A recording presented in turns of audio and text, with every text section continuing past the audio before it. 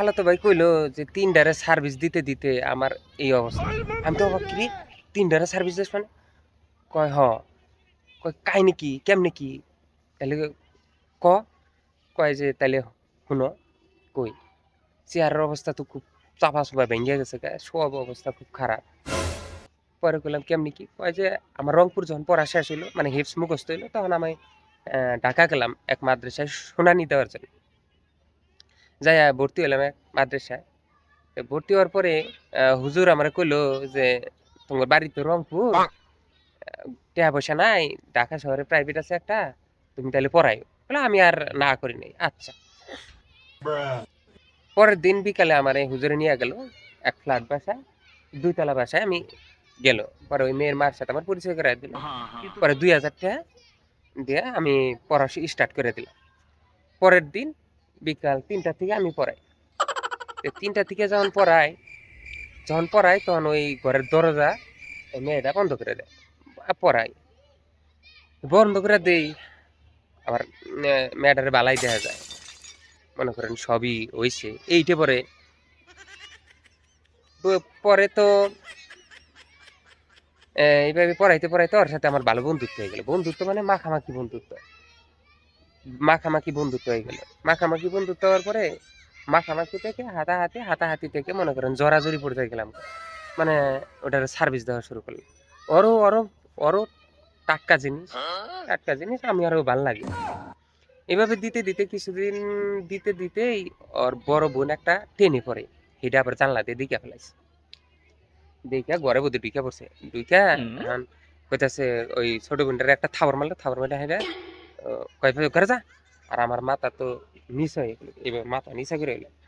আর ওরা ওই মেয়েটা যাওয়ার পরে ওর বড় বোন কইতাছে, হুজুর তুমি এটা কাম করছো? তুমি একটা হুজুর মানুষ, এটা কোনো কাম? পরে কয় যে তোমার তোমার একটা কথা কই, তুমি যদি আমার হাতে ওই কাম করো তাহলে মারে কম না। না করলে না করলে আমি কই দেব। আমি কি করলাম? আমিও রাজি হয়ে গেলাম। রাজি হওয়ার পরে ওর সাথে ওই কাম শুরু করলাম। তো সপ্তাহে ওই আধা ঘন্টা করে ওরে পড়াই ৩ দিন করে। ওর ছোট বোনের ৩ দিন, ওর বড় বোনের ৩ দিন। এভাবে চলতে ওর বড় তার বড় মানে ৩ মেয়ে তো সবার বড় বোন ওটা আবার ক্লাস ক্লাস নাই ইন্টার সেকেন্ড ইয়ারে পড়ে। ওইটা আবার দেখে ফেলাইছে। দেখে হেরা ও আইছে। মানে মেজোডারে করার সময় বড় বোন দেখে ফেলেছে। আয় হায় ঘরের মধ্যে ওর বোনের থাপ্পড় মেরে গেছে, বেয়াদব। মানে ওটার আরো পাওয়ার বেশি, চোখ বড় বড়, লম্বা চুড়া, মানে পাকিস্তানি পাকিস্তানি দেখা যায়। সুন্দরও আছে আবার। থাপ্পড় মেরে বাড়ি করে দিল। বাড়ি করে দিয়া আমার মুখ বড় বড় করে তাকাইছে। মনে করেন না আমার হাঁটু হাঁটু থরথর করে কাঁপতাছে। বললাম আজকে জীবন আমার শেষ, এরা মেরে হালাই দেবো আজকে। পরে ওর বড় বোন মাথা নিচে করে থেকে আমার দিকে কইলো, কয় যা হইছে হইছে, শোনো ওর সাথে যা করছো, ওর হাতে যা করছো, আমার হাতে যদি তাই করো তাহলে আমি কম না কারো। পরে আর কি করা, কয় আচ্ছা আমি বাধ্য হইয়া এখন এই ৩টারে সার্ভিস দেওয়া শুরু করলাম। এখন ৩টারে যখন সার্ভিস দেওয়া শুরু করলাম তখন আমার কি জাহানে কুলায়।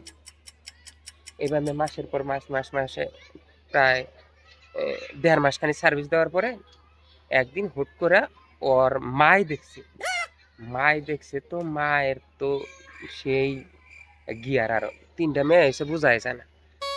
গিয়ার আরো আমার দেখে ওই বড় মেয়েরা থাপড় মেরে বাড়ি করতে যা ভাগ, আমি আইছি ছোট মেয়েরা পড়া, তোরা এই কাম শুরু করছস? আমার তো ভাই আমি মাটি না আসমানে কভার পাইতেছি না, এই অবস্থা হইল। পরে হুজুর তুমি যাও গা, তোমার সাথে ফোনে কথা হবো, ফোন নাম্বার আছে? এখন আমি তো আয়া বললাম আমি আর একদিন পড়াবার যাইনি। তো একদিন হুট করে আমার মায় ফোন দিল, হুজুর তুমি পড়াবার আহ না কে? কয় আমি একটু অসুস্থ। কয় আয়ো কালকে আয়ো। পরে গেছি, কয় আমার একটু আগে যাবার গেছে আবার, তুমি ২:৩০টার দিকে আইও। ঠিক আছে ২:৩০টার সময় গেছি। আমারে এই বসার রুমে নিয়ে বহাইলো। বয়া দিয়ে ঘরে যায় দেখি ওর ৩ মেয়ে ১ মেয়েও নাই।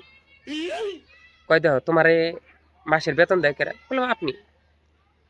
তোমার নাস্তা বানায় দেয় কেরা? কয় আপনি। তোমার মাঝে মাঝে দাওয়াত রান্না করে খাওয়াই কেরা? কয় আমি। বললাম আপনি। কয় সবই যদি আমি করি তাহলে আমারে বাদ দিয়ে তুমি ৩ মেয়েরে ধরছো কে? আমি তো ভাই কি কমু, আমার মনে করো যে একেবারে মানে কি কমু সেই।